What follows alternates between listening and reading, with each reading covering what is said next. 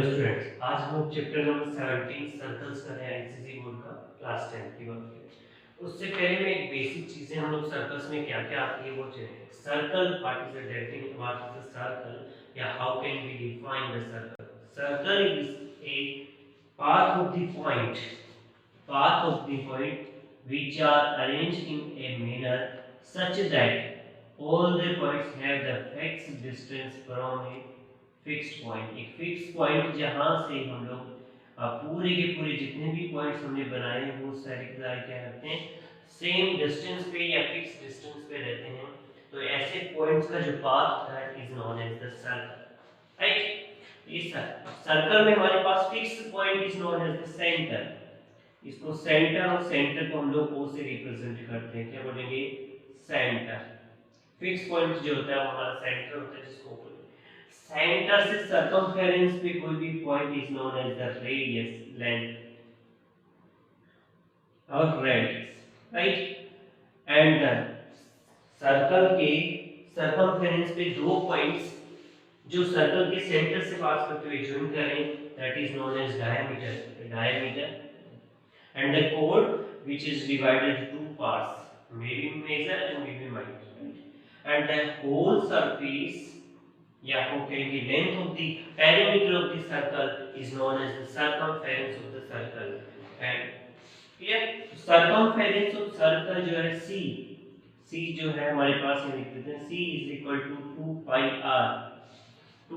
r, right, and the area of the circle is equal to pi r square।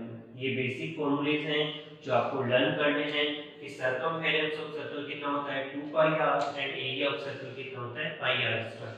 Pi value आप 22/7 भी put कर सकते हैं और 3.1 को भी, जैसा भी आपको गिवन है। अगर जब तक आपको नहीं गिवन है आप 22/7 यूज करेंगे, जब आपको गिवन हो तब आप कितना यूज करेंगे 3.1, राइट। अब सर्कल से रिलेटेड कुछ चीजें हैं जो मैंने यहाँ लिखी है। First is concentric circles. Concentric circles ऐसे कहते हैं ऐसे दो सर्कल्स जिनका सेंटर जो है एक ही पॉइंट होता है, यहाँ पे भी रेडियस, यहाँ पे भी ये रेडियस, तो ये हम लोग कहेंगे ऐसे सर्कल को मेन कॉन्सेंट्रिक। इक्वल सर्कल्स कौन से होते हैं? इक्वल सर्कल्स वो होते हैं जिन दोनों की रेडियस, ये भी r और ये भी r is equal to 10 centimetre and r is equal to 10 centimetre. Equal circles वो होते हैं जिन दोनों की, दो सर्कल्स जिनकी रेडियस सेम होती है, उस दोनों को सर्कल को इक्वल। सर्कम सेंटर, ये ध्यान रखिएगा, सर्कम सेंटर एक तो ये वर्ड है और दूसरा जो है सॉरी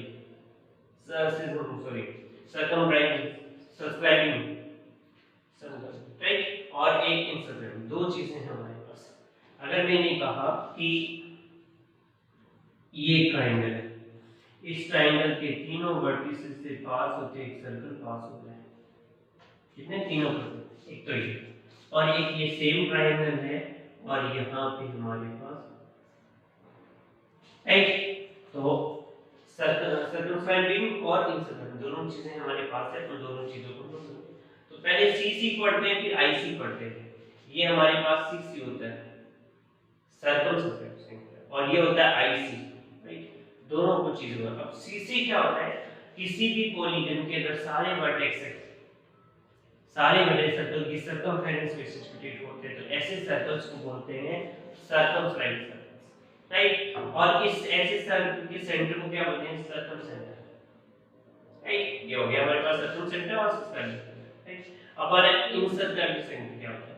जब हमारे पास किसी भी पॉलीगन के अंदर जितने भी साइड्स हैं उनसे पास होते हुए, टच करते हुए एक सर्कल पास होता है, उसको बोलते हैं इंस्क्राइब्ड सर्कल, राइट।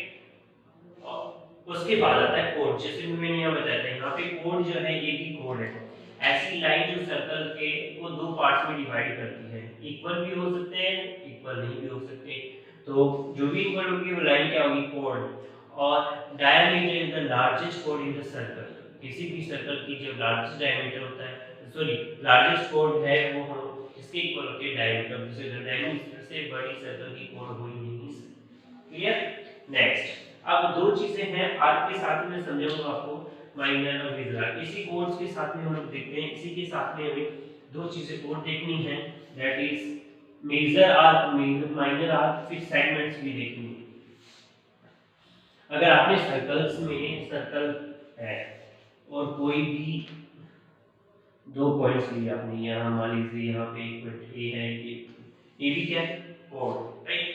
कोर से ये वाला एरिया जो है आर्क हो गया, और ये वाला भी आर्क है। अब कौन सा आर्क है, ये छोटा है इसलिए इसको कहते हैं माइनर आर्क, माइनर आर्क, और ये बड़ा है इसलिए इसको कहते हैं major arc. Clear, minor arc और मेजर आर्क। अब यहीं से एक चीज और निकलती है, इसके बाद ये कुछ तो होगा, इसको बोलते हैं माइनर सेगमेंट।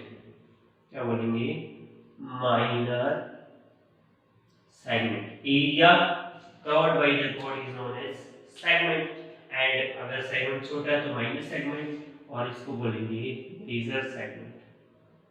दोनों सेम चीजें हैं। अब आपको अगर निकालना हो माइनर और मेजर, अगर आपके पास में एक ही वैल्यू तो दूसरे की आप ऑटोमेटिक कैलकुलेट कर सकते हैं, ठीक है। तो ये हमारे पास बेसिक कुछ चीजें थी, थोड़ी सी और पढ़ते हैं बेसिक चीजें। नेक्स्ट एक थ्योरम है, the angle which an arc of the circle suspended at the center is double at that which is suspended at any point of an remaining part of this circumference। यानी circle के centre पे जो angle form हो रहा है वो twice होता है सर्कल की सर्कमफेरेंस पे। देखिए मैं कैसे बताता हूँ इसको, आप समझिए। मैंने एक सर्कल ट्रेस किया, यहाँ पे मान लीजिए मैंने एक और ट्रेस की ए बी, यहाँ से सर्कल के सेंटर पे एक एंगल बनाया, मान लीजिए ये एक्स एंगल, अभी एक्स नहीं लेते हैं, और एक सर्कमफेरेंस पे बनाया, ये आपका ओ पॉइंट, ये आपका सी पॉइंट, राइट। हमें जो प्रूव करना है, प्रूव क्या करना है, देखिए हमें प्रूव जो करना है वो मैं आपको बता रहा हूँ। यहाँ हमें जो प्रूव करना है वो करना है angle A O B, angle A O B, ये वाला एंगल की बात हो रही है, is equal to twice of angle A C B, ये आपको प्रूव करना है इस क्वेश्चन। क्लियर। अब देखिए कैसे सोल्व करेंगे, बहुत ही सिंपल तरीके से समझेंगे। मैंने अभी इसको x नहीं लिया है, और मैंने यहाँ से एक लाइन ली और यहाँ से इसको मैच किया। ये मैंने एंगल 1 कंसीडर किया, ये एंगल मैंने 2 कंसीडर किया, ये एंगल मैंने 3 कंसीडर किया, ये एंगल मैंने 4, और ये एंगल मैंने 5, और ये एंगल मैंने 6 कंसीडर किया। क्लियर। अब देखिए क्या क्या है, OA is equal to, triangle कौन सा ले रहे हैं वो मैं बताता हूँ, AOC ले रहे हैं। सबसे पहले देखो OA is equal to OC, क्योंकि दोनों ही रेडियस है सर्कल की, और किसी भी सर्कल की रेडियस जो है वो इक्वल होती है, राइट। इक्वल है इसका मतलब क्या हो गया, इससे हमारा एक रिजल्ट और आ गया, angle 1 is equal to angle 2, equation number 1 लिख सकते। इसी तरह से ट्रायंगल, कौन सा ट्रायंगल ले रहे हैं, BOC में देखो क्या इक्वल है, OC is equal to OP, again radius है, रेडियस है तो क्या आएगा, यहाँ से भी एक रिजल्ट आएगा, और रिजल्ट क्या होगा, angle 3 is equal to angle 4, equation number 2। Clear. अब देखिए exterior angle property, exterior angle property क्या होती है, एक्सटीरियर एंगल किसी भी ट्रायंगल में अगर ट्रायंगल की किसी एक साइड को एक्सटेंड करें तो बाहर की साइड एक एंगल बनता है, वो मिड वाले दोनों के इक्वल होता है, ठीक। ये हमारी हिस्ट्री है, तो यहाँ भी यूज करने वाले हैं।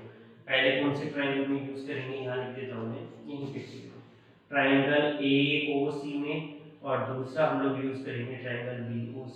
तो क्या होगा,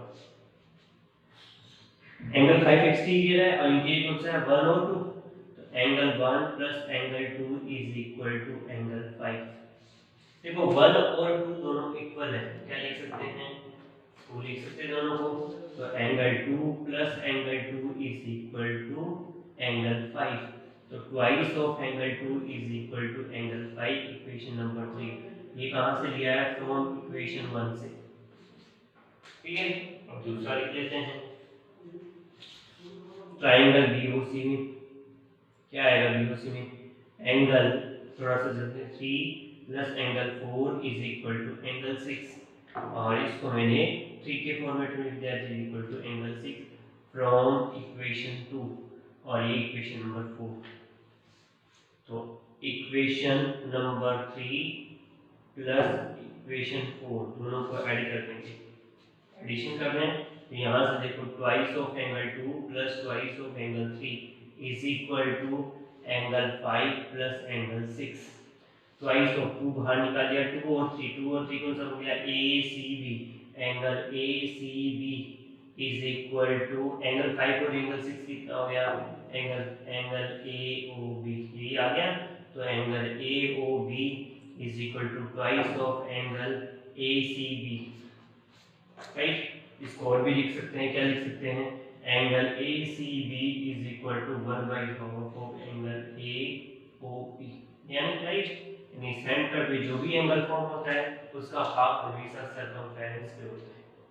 इससे ही एक आता है सेमी सर्कल पे जो एंगल बनता है, सेमी सर्कल पे जो एंगल बनता है ये 90 डिग्री बनेगा। 90 डिग्री क्यों बनेगा, क्योंकि जब यहाँ 180 बनेगा, और 180 किस लिए, क्योंकि डायमीटर होता है, डायमीटर एक स्ट्रेट लाइन है, स्ट्रेट लाइन है तो सर्कल के सेंटर पे जो बनेगा वो 180 डिग्री बनेगा, तो उसका हाफ सर्कमफेरेंस है। तो हम लोग ये कहते हैं सेमी सर्कल पे जो एंगल फॉर्म होता है वो हमेशा कितना होता है, 90 डिग्री। क्लियर, चलिए, थैंक यू सो मच।